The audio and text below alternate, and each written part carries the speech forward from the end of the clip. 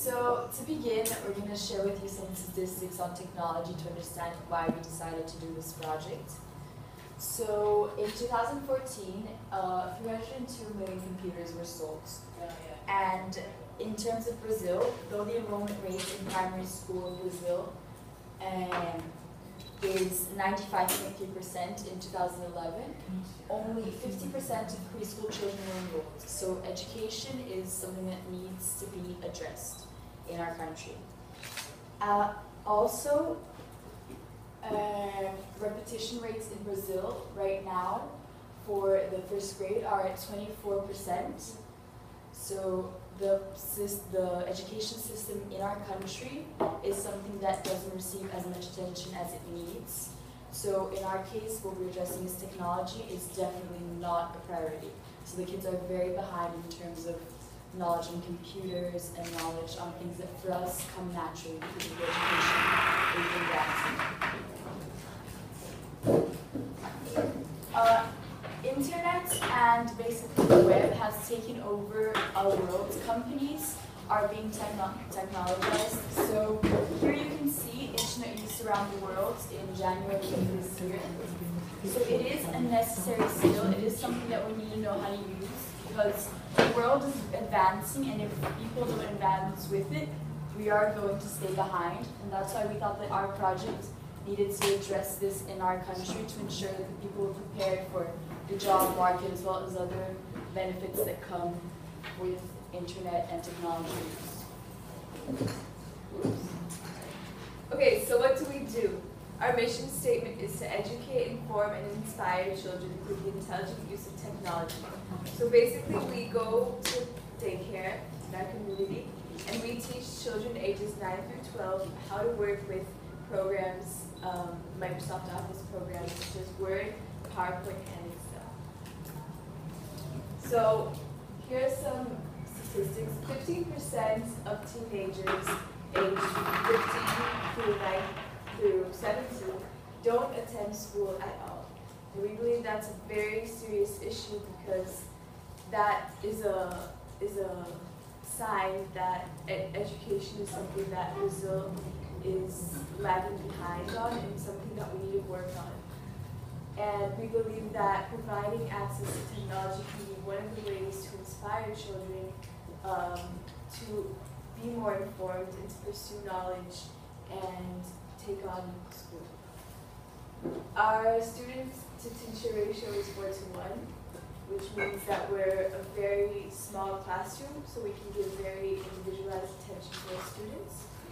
And it's 100% total success. And the ratio is important because in the public schools, many times the students don't get this connection with the teachers. Many times they're just numbers. The teachers don't even know their names. So the fact that they get this space where they can actually establish a relationship with an educator is really important for them and to also restore their faith in the system. Yeah, adding on to what she said, actually, our relationship with our students is super close. Like we built trust throughout the last a year and a half, and they really like us and we like them. It's very cute. Okay, so we started this project in our freshman year of high school. There was a full year of planning, and it took a while for us to finally visit the center because we had to find the laptops. Those were obstacles we faced last year. Now we're finally running and we're finally being able to actually visit the center periodically. So now we're on the second phase of the project as juniors. And there's another member too, but she couldn't come. Okay, so where our daycare is actually located, right, like close to our school, and it's kind of blended in with one of the comunidades, which is what we call otherwise known as favelas. And the children, again, are children who go to school, but their parents are working, so instead of staying home, they go to the daycare. So why do we do what we do? We started this project because we want to break the digital divide. One of the 20 global issues is digital divide, And as Fifa mentioned before, the world is becoming increasingly technological. Technology is literally taking over so many aspects of our lives, and we think that it's extremely important that we provide access to technology to everyone, or else there will become a huge gap between those who do have access to technology and those who don't, and that will pose a serious threat to the future. So, Bill Gates, the founder of Microsoft, he said we're changing the world with technology, and we completely agree with him. Okay, so some of the benefits of our project in terms of the job markets in the future, companies are now really depending on computerized technology to get their work done. So someone who's at an interview and who has no familiarity with computers and how they work, that proves to be a problem because they will incline to hire someone who has more experience in this realm, even if it's a job for something such as a secretary. Also, our project is completely sustainable because of the fact that we visit the center periodically. We completely depend on ourselves. There is no financial aid that is necessary. We don't need donations. We're going to be looking into that more in the future when we look for internet for the center. But right now, we're being able to function without running into any of those obstacles. Also, it's providing opportunities because in the US, for example, in 2009, 97% of public schools teachers stated that they had at least one computer in their classes. So Brazil's really lagging behind because technology is not used at all to teach these children. Some don't even know how to click, typing obviously they do not know. We took many lessons to finally teach them the hand positioning and how to really ease into typing. On a side note, the project also helps them with writing. Because a lot of the activities, for example, in the typing section of our classes, involve them writing paragraphs to their families just to practice the hand movements. And we were able to correct their grammar. This is a very, very, very side note, but it helped them gain confidence in the writing because in the beginning they were very uncomfortable about writing what they thought was right, but then in the end they kind of eased into it.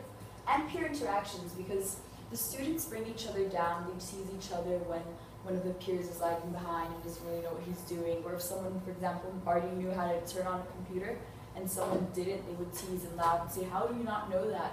So the fact that we were there supervising helped us teach them respect and how to respect each other, and that helped them grow within the program because they really learned that there's no need to bring someone else down because they saw us setting that example and really helping and taking the class as slowly as was necessary so that everyone could catch up when the release time was going on. Okay, so last year we received a donation from our school of 30 computers. They are Dell laptops. They're not very modern, but they're good. And so that was one of our obstacles that we faced last year. But now that we have them, we also got mini carts. I don't know if you saw it in the video. I can show a picture later. And the mini cart, it has like a little a lock. Yeah, you can lock it. So it's super safe to leave it there overnight because we know that the location where the daycare is located at is not super safe, but we know that we can trust that the computers are safe. Yeah, because the center had some issues with security with donations before, because I think there was a laptop donation, but they were robbed. Because it's in the middle of Paraisópolis, which is a very big favela in São Paulo, the major favela. So that proved to be an issue, and they were kind of worried about us going to teach them because of the kids' security also. So with this lock, I guess, kind of provided more of a comfort for the supervisors at the daycare. And now we make lesson plans to organize our lessons and really being able to do something very organized system so we ensure that they're getting the best lessons possible within the allotted time because we don't have a lot of time with them once we visit. Okay, so quickly just to touch on this again, we teach Word, PowerPoint, Excel, proper hand positioning, and laptop settings. So we mentioned during our video that we are working on a booklet to allow the kids at the daycare not to depend on us for them to learn how to work with technology, but for them to explore on their own things that interest them. So here's an example of one of the pages in our booklet. So here we're teaching them how to position their hands. This is in English, but we have translations in Portuguese because since we live in Brazil, they don't know how to speak English. But for the sake of the conference, we translate it. Some of the obstacles we faced recently, first it was repeating lesson plans, because what happens is when we visit the center, sometimes we don't have a fixed schedule. We go when we can because of conflicting schedules, and we manage to go once every, I'd say, 2 weeks or once every month, depending. But the kids in the center, they vary depending on times. So for example, if we have a half day and we decide to go and spend the afternoon there, we'll get a different set of kids than if we went in the afternoon. You understand? Or if we don't have school, we go in the mornings. So many times we have to repeat our lesson plans, and then when we get the same group of kids again, they already forgot what we taught them, so then it's very complicated, and many times the kids sometimes don't go to the daycare, they skip the daycare because, I don't know, for familiar reasons. So that's something we've been working on, and it's something that's really been bringing our lessons behind, but it's probably we've been addressing by really having patience and reteaching what we had to reteach. Even if some of the kids that were present in all the classes were already ahead, we dealt with that and just did what was necessary. Also planning our visits, because of that, we had to take that into consideration. We also have to take into consideration their speed. We move very, very slowly, because like I said, many have never been in contact with computers before. They have Facebook accounts, but they've never actually been on Facebook. They asked their brothers to create Facebook for them. I don't really understand why they don't. But so planning our visits has proven to be difficult. But as we've been visiting now for 1.5 years, we've been able to move on and teach them new things, and now we're moving on to Word and away from typing. And also keeping it interesting, because they're kids, they're between ages like 9 to 12, so their attention span is very, very, very short. So we try to make interactive activities, we try to put music to lighten the atmosphere, we try to be very chirpy and very loud, and we dance a lot. We try to entertain them for the time that we have, so that they actually look forward to our visits rather than feeling like it's obligational.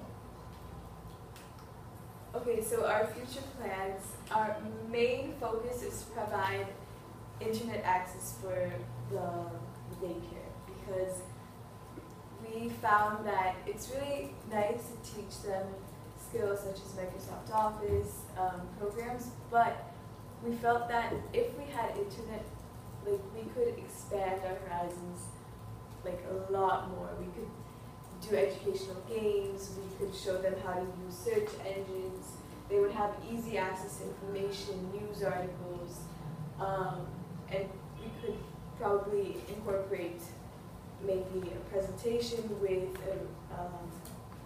an article and do a research activity or something like that.